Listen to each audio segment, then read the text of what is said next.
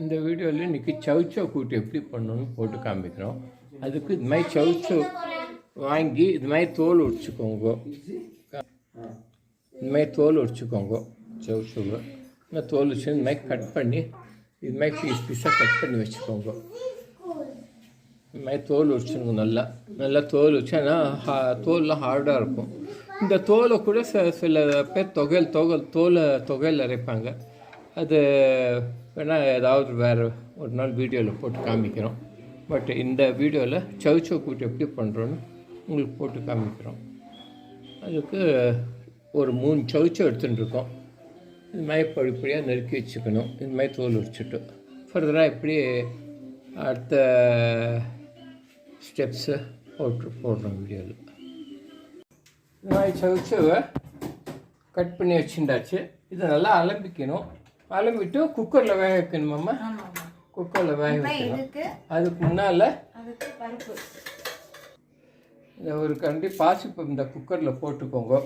போட்டுன்ட்டு நல்லா களைஞ்சிக்கோங்க. களைஞ்சதுக்கப்புறம் இதுலேயே அந்த சவ் சவ் நறுக்கின சவ் சவ் போட்டு வேக வச்சுக்கணும். இந்த களைஞ்சாச்சு. இல்லை கொஞ்சம் ஜலம் விட்டுக்கோங்க. ஜலம் விட்டு கொஞ்சம் மஞ்சள் பொடி போட்டுருங்க.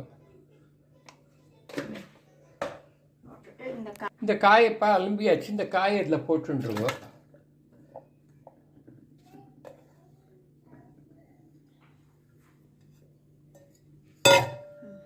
காயை போட்டு உப்பு போடணுமா? இதுக்கு தேவையான உப்பை போட்டுருங்க. குக்கரில் வச்சு எவ்வளோ சவுண்டு வரணும்? 2 சவுண்டு வரணும்.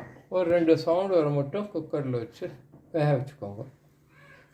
தேவையான உப்பு போட்டுண்டாச்சு. உப்பு போட்டும் கொஞ்சம் லைட்டாக தண்ணி வச்சுக்கோங்க. இன்னும் கொஞ்சம் இதுக்கு மேலே கொஞ்சோண்டு எண்ணெய் ஊற்றிக்கோங்க. எதுக்குமா அந்த எண்ணெய் ஊற்றுறாங்க? எண்ணெய்னா மேலே இது வந்து பருப்பெல்லாம் ஒட்டிக்காது. பருப்பெல்லாம் ஒட்டிக்காது. அதுக்காக தான்.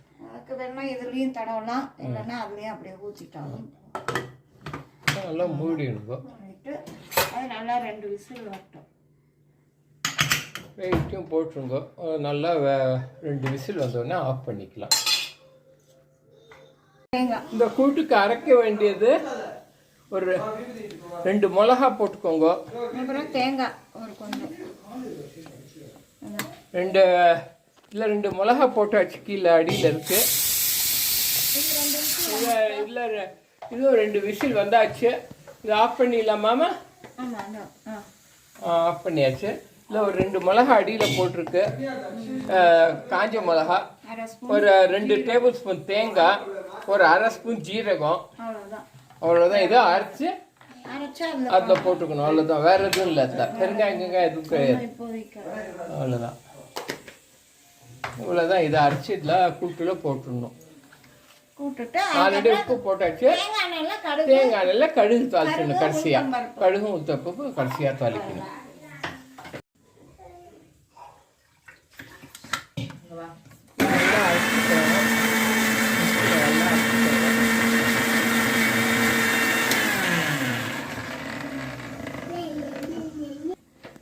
பாருங்க, நல்லா மிக்சியில் அரைச்சாச்சு.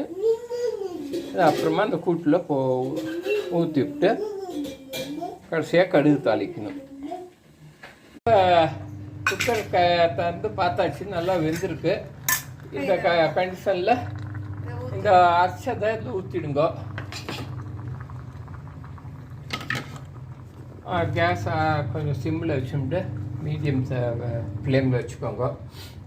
ஆன் பண்ணிட்டு அந்த அரைச்சதை அதில் ஊற்றிடுங்க. ஊற்றிட்டு நல்லா கரைச்சி ஊற்றிடுங்க. மிக்ஸி இதை பேலன்ஸையும். இந்த சவ் சவ் கூட்டு ரொம்ப பேருக்கு ரொம்ப பிடிக்கிறதுனால ஈஸியாக பண்ணிடலாம். உடம்புக்கு ரொம்ப நல்லது.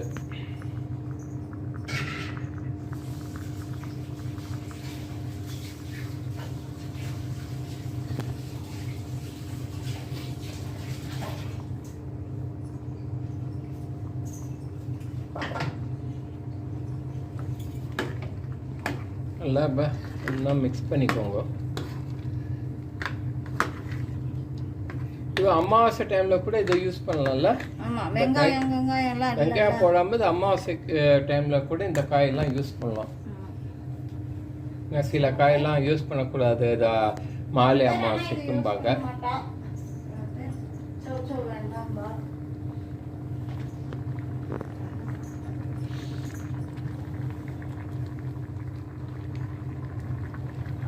நல்லா கொதி வந்தோன்னா மாலை பட்சத்துக்குலாம் நிறைய காயை அவாய்ட் பண்ணுறாங்க. பட் மெயினாக அவாய்ட் பண்ண வேண்டியது நம்ம முருங்கைக்காய், பூண்டு, வெங்காயம், அப்புறம் பீன்ஸு, இங்கிலீஷ் காயெல்லாம் சொல்லுவாங்க, கேரட், பீன்ஸில் கூட யூஸ் பண்ணக்கூடாதுன்பாங்க. பட் எல்லாத்தையும் யூஸ் பண்ணலைன்னா நம்ம காய் எந்த காயை தான் சூஸ் பண்ணுறதுன்னு தெரியல. பார்த்துக்கோங்க அதுக்கெல்லாம். பட் என்னை பொறுத்தவரை சவுச்சோலாம் அமாவாசைக்கெலாம் யூஸ் பண்ணலாம், மாலை அமாவாசைக்கு தெரியாது. இப்போ யாருக்கா தெரிஞ்சுன்னா கமெண்ட்டில் போடுங்க, யூஸ் பண்ணலாமா வேண்டாமா.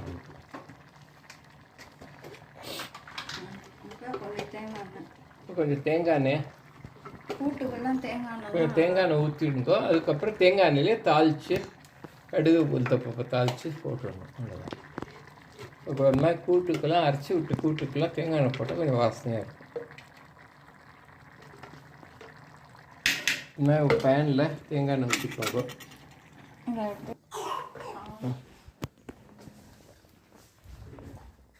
நல்லா தூங்கும்போது இருமல் வருது, முயற்சிக்கிறோம். Joe Joe Joe Joe Joe Joe Joe Joe.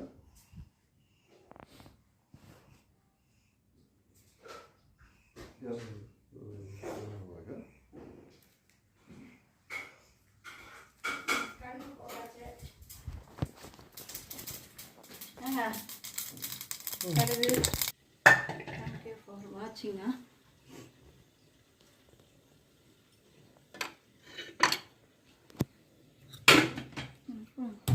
Karang